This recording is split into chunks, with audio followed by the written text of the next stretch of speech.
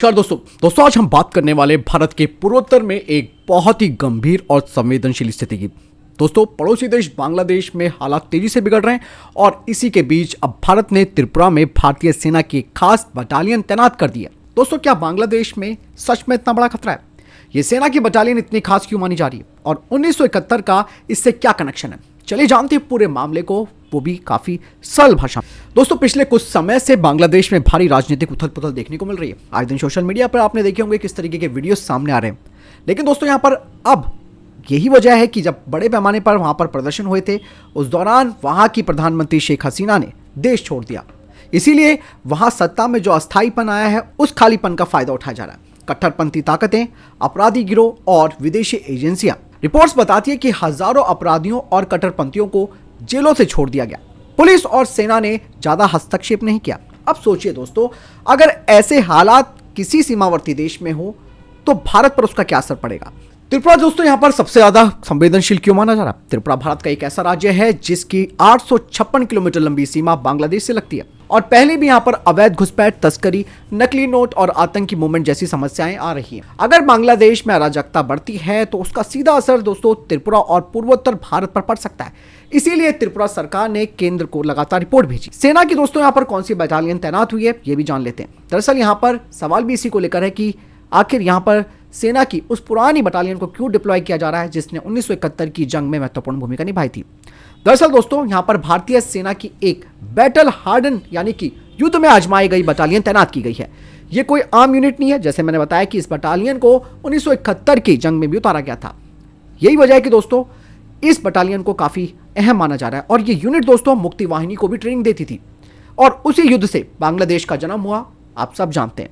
दोस्तों यहाँ पर एक बात और मैं आपको बता दूं कि जिस सेना ने कभी बांग्लादेश को आज़ादी दिलाने में मदद की थी, आज वही सेना भारत को बांग्लादेश की अस्थिरता से बचाने के लिए खड़ी हो चुकी है और इतिहास खुद को दोहराता हुआ दिख रहा है। 1971 का युद्ध दोस्तों यहाँ पर काफी महत्वपूर्ण माना जाता है, इसे समझना भी।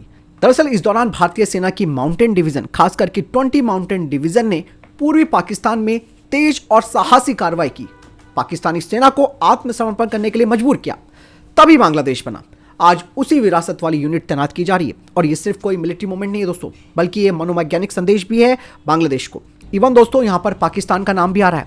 आपको बता दें कि पाकिस्तान की एजेंसी खास करके ISI यहाँ पर एक्टिव हो चुकी है और वो बांग्लादेश में अराजकता को हवा दे रही है ताकि भारत को चारों तरफ से अस्थिर बनाया जा सके। ये कोई स्ट्रैटेजी नहीं है दोस्तों, बल्कि पाकिस्तान पहले भी कश्मीर, पंजाब और पूर्वोत्तर में ऐसा करता रहा है।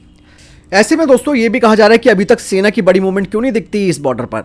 लेकिन दोस्तों जवाब यह है कि आज की जंग सिर्फ बंदूक और सैनिकों से नहीं लड़ी जा रही है और ऑपरेशन सिंदूर में आपने देखा होगा कि किस तरीके से हमने दुश्मनों को न्यूट्रलाइज किया। दोस्तों यहाँ पर मोहम्मद यूनुस पर भी सवाल खड़े हो रहे हैं। साफ तौर पर पता चल रहा है कि उन्हीं के ही इशारों पर ये सारे काम हो रहे हैं। मतलब ये सारा प्लान पहले से उन्होंने तय किया था और भारत विरोधी ताकतों की ये पूरी चाल है ताकि भारत की क्षेत्रीय ताकत को रोका जा सके। दोस्तों ये सिर्फ एक सैन्य तैनात की भारत की यहाँ पर नहीं है, बल्कि भारत की प्रोएक्टिव सिक्योरिटी स्ट्रैटेजी का हिस्सा है।